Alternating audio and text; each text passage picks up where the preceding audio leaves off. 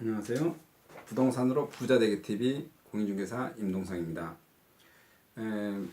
매경신문에 2019년 서울 머니쇼가 있네요. 이 분야에서 특히 부동산 파트만 제가 따로 띄어서 서울 머니쇼라 해서 좀 내용이 좋은 것 같아서 좀 읽어드리려고 합니다.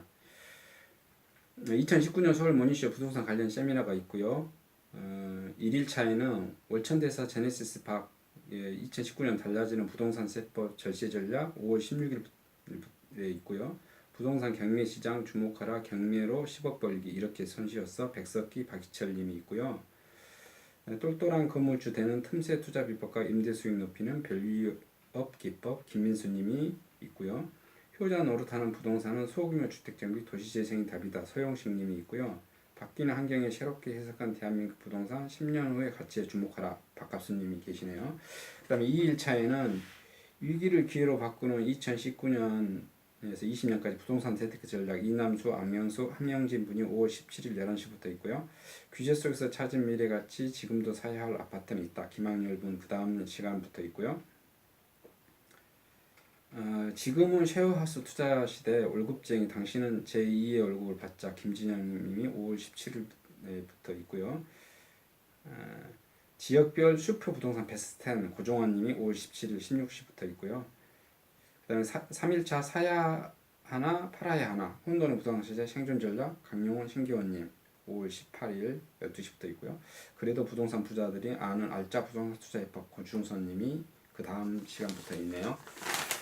네, 그다음 좀 구체적인 내용으로 보면 아파트가 계속 하락, 하반기 반등, 고수의 선택은 해서 제목이 있고 고종환 한국자산관리연구원장은 하반기 부동산 시장은 하향 안정세 약보합으로 전망했고요. 유망 투자 상품은 신규 분양, 경공매, 다가구 주택, 상가주택, 꼬마빌딩, 개발 예정 토지.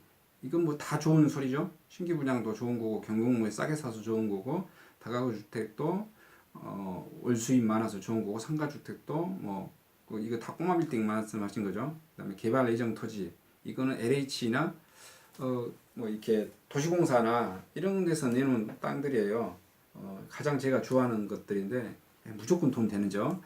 그다음에 고준석 동국대 견임교수는 강부합 상태로 전환 신축 아파트 상수 재개발 재건축은 약부합 강남 입주 예정 아파트 투자하시라고 그러네요. 김학년 일본 더 리서치 그룹 부동산 조사 연구소장인데 서울권 신규 아파트만 강시할 거고 전매 풀린 분양권 또는 입주권에만 투자하라 이런 말씀하시네요. 박학수 KB 국민은행 WM 스타 자문단은 수석 부동산 전문위원이고 수도권 약법세, 지방약세, 환경변화 재건축 재개발에 투자하라 뭐 이렇게 말씀하셨네요.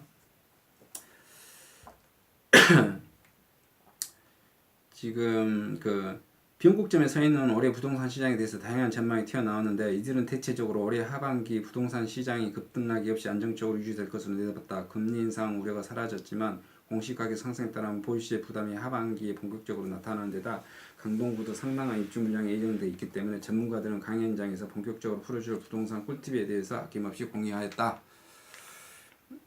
김학년 소장은 현 부동산 시장은 상승과 하락이 공존한 시장으로 진단했는데 안개 속 주택시장에서 오를 곳은만 오른다고 했고요. 올해와 내년에 무주택자 실주자 내집 마련 최적의 기회가 올 거라고 했네요. 이런 분들은 항상 그러죠. 가격이 떨어졌을 때 사라 이런 건데 통상 투자자 실거주자분들은 가격이 떨어지면 무서워서 못 사죠. 그리고 더 떨어질까봐 나는 또 비싸게 사지 않나 이런 생각 때문에 못 사죠. 사실은 지금 이렇게 가격이 떨어질 때 사야 정상이겠죠. 김 소장은 혼돈의 시장에서도 10년 이상 거주할 적에서는 새 아파트라면 지금도 사도 된다고 단언합니다. 저도 그렇습니다. 여기에서는 동의하고 특히 서울 지역은 뭐 어디든지 사서 새 아파트는 사시는 것 자체가 다 찬성이라고 보여지고요. 그다음에 반면 고종환 원장은 최소 1, 2년은 안정세로 예상했다. 별로 안 오를 거라는 거죠. 이거는 문재인 정부 동안 안 오르겠다라고 표현한 건데 저도 여기에 동의하고요. 그러나 문재인 정부가 끝난 뒤에는 3, 4년 뒤에는 반등을 많이 할 것이다. 저도 여기에 적극 동의해요. 개인적으로. 왜 그러냐면 규제를 왕창 했을 때는 가격이 지금 전반적으로 다 떨어지고 있잖아요. 근데 정권이 바뀌면 이것이 뭐 더민주당이 됐든 한나라당이 됐든 어떤 정권이 됐든 이것을 계속 쪼을 수가 없어요. 부동산 정책은. 제가 말했죠. 국가가 가격이 계속 하락하면 세금을 걷어들이지 못해서 자기네들이 월급부터 힘들어진다니. 그거 제가 말씀드렸었죠. 인천광역시 같은 경우 본인들 급여도 몇 개월 동안 절반밖에 못 주고 할 정도인데, 부동산은 정권하고 상관없이 세금이 안 걷어지고 거래가 안 걷어지면 풀 수밖에 없습니다. 그래서 문재인 정권 이후에는 무조건 부동산 정책이 저는 풀 거라고 봅니다. 원장 거래량과 같은 선행지표 10년 주기설 등을 종합적으로 감안했을 때 앞으로는 1, 2년간은 시장 흐름을 좀 더 지켜봐야 할 것이라면서, 이르면 2021년부터 서울 지역의 입주 물량은 줄어들면서 집값과 전셋값이 반등할 것으로 예상했다. 원장은 투자 유망 지역으로 삼성동, 종합운동장, 청량리, 상봉역, 서울대 입구, 독산동, 우시장 일대의 도시재생구역을 비롯 하남, 성남, 용인, 처인구, 상기 신도시 예정지로 꼽았고, 투자 유망 상품은 도심권, 직주권, 중소형, 시아파트, 오피스텔을 추천했다. 박합수 의원은 10년 미래 가치 위에 주목할 것을 주문했고, 미래 가치 등 통찰력을 키우기 위해 수도권 발전축과 지방 부동산 개대주에 주목하는 수도권의 발전축의 변화는 시흥시, 남양주시 완성될 것으로 예상한다. 수도권은 서부구 일산과 동남우 분당이 있고, 향후 시흥과 남양주 출현은 동북과 서남을 연결하는 X자 발전축으로 완성될 것이라고 말했고요.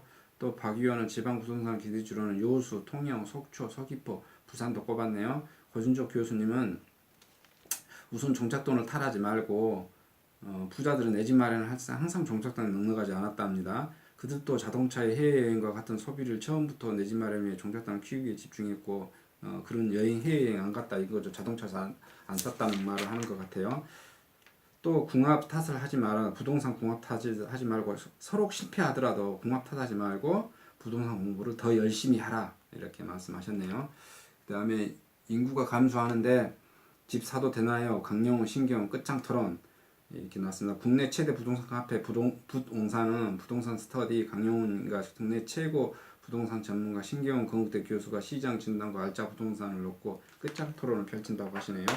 심 교수님은 토론을 앞두고 입지와 투자 해수 시기에 따라 차이가 있으나 장기적 관점에서 괜찮은 입지라면 저점 매수가 좋아 보인다고 말하며 실수요자들이 금매를 집을 잡을 것을 조언했고요.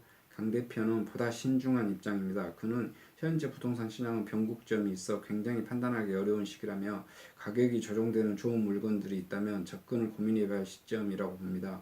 정부의 이딴 규제로 운신 폭이 좁아진 투자자들을 위한 가이드레일 제시했습니다.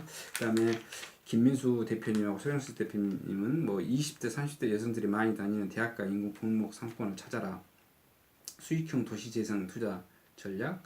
그는 가장 좋은 상권 입지는 20, 30대 젊은 여성 유동인구가 많은 대학 인근 기존 핵심 상권이 연계되어 있는 저평가된 골목 상권이라며, 평균 토지 시세는 평당 3천만원 전후에서 투자하는 것이 좋다고 말했고요. 대지 면적, 여기는 좀 생략하겠습니다. 그 다음에 소규모 주택정비사업 한 종류는 주택정비사업 토지 등 소유자 2명이 진행하는 초민이 재건축 정부의 도시재생 정책에 따라 주택도시보증공사 허그에서 사업비 50%를 지원받을 수 있고, 좋은 땅을 사거나 땅을 가지고 있다면 거의 공사비 100%를 지원받을 수 있고, 그런 내용도 있다고 그러네요. 또 서 대표는 최근 정부 정책 기조에 맞춰 가장 핫한 부동산 상품은 수요자 중심의 도시 재생 사업이라고 추천했습니다. 도시 생활 안정지에 이루어지는 코워킹, 청년 창업 지원센터, 리모델링, 공영주차장 개발 사업에 해당하는 사업비는 최대 80%까지 허그 지원을 받을 수 있다고 되어져 있네요. 간략하게 이제 제 개인적인 의견을 말씀드리자면, 지금 문재인 정권에서는 부동산을 많이 규제를 하잖아요. 그래서 가격은 전반적으로 하락할 거라고 봐요. 그러나 좋은 아파트는 가격이 상승할 거라고 보고, 그 다음에 내가 실거주 할 사람들은 물론 문재인 정권 더 기다렸다가 3, 4년 차 이렇게 했었을 때 서울권은 사셔도 될 것 같다는 거예요. 왜 사도 되냐면, 서울에는 아파트 있잖아. 공급률이 한번 엄청났습니다. 그러니까 주택 공급률은 100%가 됐든 110%가 됐든 이런 거 중요하지 않아요. 왜 그러냐면 사람들은 그 다세대 주택에 살고 싶어 안 하잖아요. 젊은 신혼부부 또 젊은 사람들이 다 어디에 들어가고 싶어요? 다 아파트만 들어가고 싶어요. 근데 실제로 서울의 아파트 공급률이 거의 60%도 안 되는 걸로 제가 알고 있어요. 이게 단독주택이나 다세대 주택 공급이 엄청 많죠. 그리고 그 단독주택도 뭐 그 우리가 말하는 대기업 사장님들, 회장님들 그런 단독주택은 또 몇 개 안 되고 대부분 그 열악한 단독주택 있잖아요. 뭐 주차 공간도 확보하지 못한 그런 단독주택들이 많아요. 그러다 보니까 신규 아파트들은 얼마 되지 않는데 또 서울에서는 20년 이내 아파트들을 비율을 따지면 뭐 30% 정도도 안 되거든요. 그럼 C 아파트 잡으면 무조건 가격은 올라가는 거예요. 무조건 서울 아파트는 되고 지금 여기 광주광역시 제가 강주권에서 하잖아요. 광주광역시는 좀 비추천드립니다. 왜 그러냐면 강주광역시는 지금 33평 아파트 기준으로 가격이 너무 높아요. 왜냐하면 지금 5억대 되잖아요. 제가 그 강주광역시 저도 살아봤고 강주광역시 사람들 마인드가 뭐냐면 대부분 3억이에요. 3억. 아파트를 3억인데 지금 최근에 한 1, 2년 사이에 급등을 했어요. 그래서 5억이 됐잖아요. 이 5억에 대한 심리적인 그 저항감이 저는 엄청날 거라고 봐요. 그래서 지금 새로 뭐 분양하는 아파트들이 뭐 지금 뭐 한다고 대기업에서 뭐 평당 뭐 1,900에 나오네, 얼마에 나오네 이렇게 막 하잖아요. 저는 이것이 굉장히 그 강주권에서는 그 좀 되지 않을 거라고 보고 좀 강주광역시에는 그런 아파트에 투자하시는 게 아니라는, 물론 실거주 하실 사람은 하셔도 돼요. 왜 그러냐면 그게 뭐 평당 1,900이 나왔던 강주도 그렇게 하더라도 만약에 그게 또 5년, 7, 8년 흐르면 1,900이 될 수도 있습니다. 근데 제가 보기에는 지금 그 심적 저항성이 강주 광역시는 너무 큰 것 같아서 강주권의 새 아파트 지금 뭐 평당 뭐 1,900만 원 그 말 나오고 뭐 이렇게 하는 거 있지 않습니까? 그 여기 지금 그 일몰제 뭐 해가지고 그런 신규 아파트 나오고 그 지금 공원 많이 기부채납 시 강주 광역시 기부채납 해서 그 가격을 그렇게 높이 막 책정하는 것 같은데 제가 보기에는 강주 광역시 그런 아파트 분양 가격은 내가 꼭 봉될 수도 있다라는 그런 느낌입니다. 여기까지 간략하게 해서 마치겠습니다. 감사합니다.